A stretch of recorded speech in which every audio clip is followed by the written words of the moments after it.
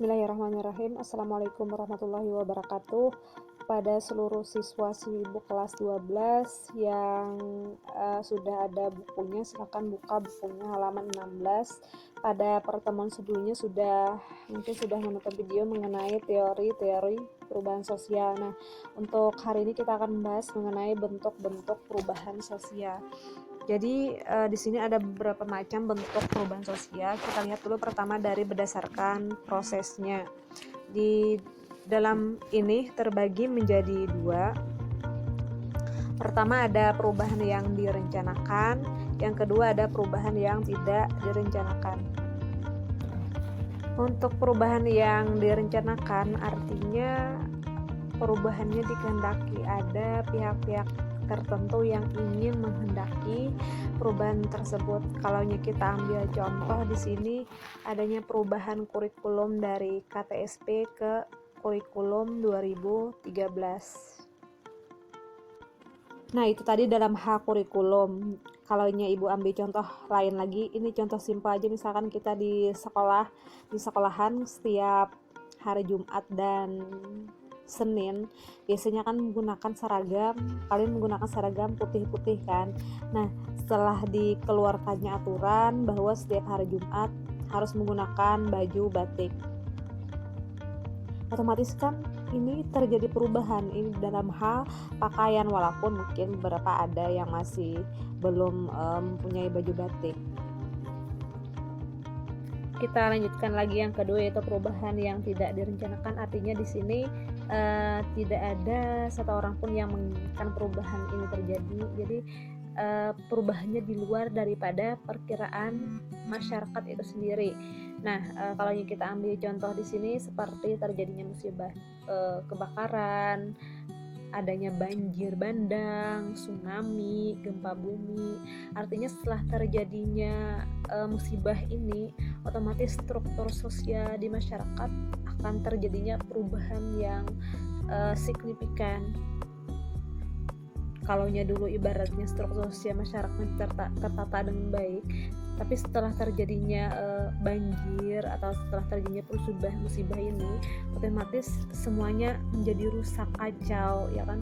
Jadi mau tidak mau mereka harus menjalani kehidupan baru yang ibaratnya jauhlah berbeda dari sebelumnya. Nah, mungkin ini contoh daripada perubahan yang tidak dikehendaki atau direncanakan. Kita lanjut lagi yang bentuk yang kedua, yaitu berdasarkan sisi kemajuan dan kemunduran. Di sini terbagi lagi menjadi dua, ada perubahan progres dan regres. Nah, jadi kalau untuk yang perubahan progres, berarti di sini perubahannya membawa ke arah kemajuan. Artinya dari adanya perubahan ini tentunya banyak membawa keuntungan atau kemudahan-kemudahan bagi masyarakat itu sendiri. Nah, kalau kita ambil contoh, kalau yang zaman dulu orang mau beli apa-apa otomatis harus mendatangi tempat yang diinginkannya, misalkan ke pasar kah atau ke tokonya, ya kan. Kalau sekarang zaman sudah semakin canggih, teknologi yang ibaratnya berkembang secara pesat, orang mau membeli barang bisa tinggal buka HP, buka aplikasi Shopee, ya kan, misalkan Lazada atau Bukalapak. Terus kita cari barang yang kita impikan, yang kita inginkan, dan ibaratnya di HP sudah tersedia mobile banking, tinggal transfer uang, barang akan datang ke rumah dengan sendirinya. Artinya perubahan yang ada atau perubahan teknologi yang ada ini sangat mempermudah masyarakat, walaupun ibaratnya pada kenyataannya ada dampak negatifnya. Mungkin barang yang kita pesan kadang tidak sesuai dengan apa yang kita inginkan, atau ada juga barang yang datangnya lambat, berkurangnya interaksi antara penjual dengan pembeli, itu pasti, ya kan. Tapi ya intinya ketika melihat kata perubahan progres, artinya di sini perubahannya membawa ke arah kemajuan. Kita lanjutkan lagi yang kedua, yaitu perubahan regres. Artinya perubahan ini membawa ke arah kemunduran. Jadi tidak menguntungkan masyarakat itu sendiri. Ini contohnya sama halnya dengan perubahan yang tidak dikehendaki tadi, seperti banjir, tanah longsor, gempa bumi. Pokoknya hal yang berkaitan dengan bencana alam yang akan merusak infrastruktur sosial masyarakat, terus lembaga masyarakat, atau menyebabkan ketidakteraturan dalam masyarakat itu sendiri. Nah, ini berarti termasuk ke perubahan yang regres. Kita lanjutkan lagi bentuk yang ketiga, yaitu berdasarkan sifat perubahannya. Nah, di sini terbagi lagi menjadi dua, ada perubahan struktural dan perubahan proses atau tidak mendasar. Kalau kita lihat perubahan struktural, berarti di sini ada susunan atau tatanan di masyarakat yang berubah. Kita ambil contoh simpelnya aja, misalkan nih, kalau kita di Mandua kan per dekade atau per tahun itu, atau beberapa tahun, misalkan terjadinya yang sekarang real terjadi, pergantian kepala sekolah, otomatis kan strukturnya akan berubah. Yang pasti kepala sekolah yang dulu akan berganti dengan yang baru dulu, terus mungkin ada seksi-seksinya yang berubah. Yang pasti juga peraturan antara yang dulu dengan yang sekarang otomatis akan terjadi perubahan. Nah, mungkin di sini contoh daripada perubahan yang struktural. Kita lanjutkan lagi yang kedua, yaitu perubahan proses. Nah, untuk perubahan proses ini terjadi karena untuk memperbaiki perubahan atau menyempurnakan perubahan sebelumnya.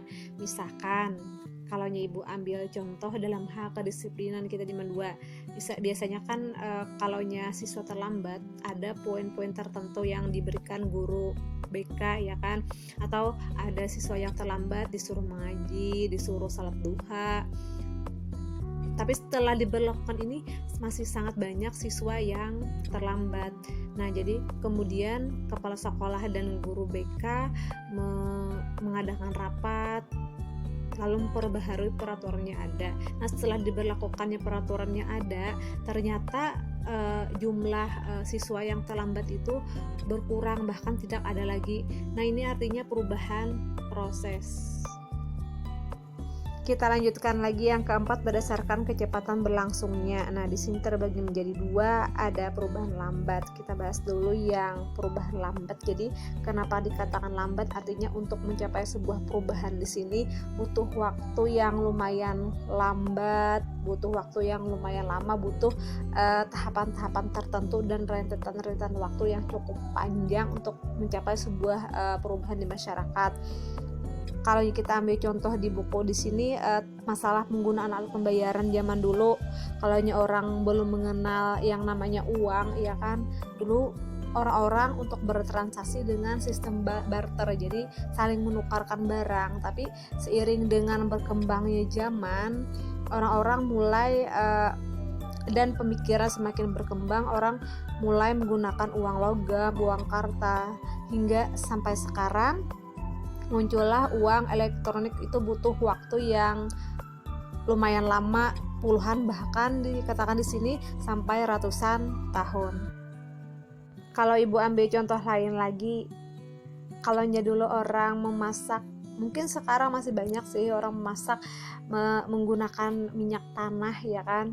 Nah, kalau sekarang kayaknya lebih banyak orang menggunakan gas daripada minyak tanah, tapi proses antara orang pindah dari minyak tanah ke gas itu butuh waktu yang lumayan lama. Kenapa? Karena orang untuk berpindah ke gas itu butuh pemikiran yang cukup lama, karena mungkin takut ketika menggunakan gas, ibaratnya takut meledak. Artinya dengan banyaknya pemikiran tersebut itu justru akan menghambat terjadinya perubahan sosial di masyarakat. Jadi ini contoh daripada perubahan lambat. Kita lanjutkan lagi ke perubahan sosial cepat atau perubahan revolusi. Nah, di sini bentuk perubahan sosial dan kebudayaan yang berlangsung secara cepat dan menyangkut dasar atau pokok kehidupan masyarakat.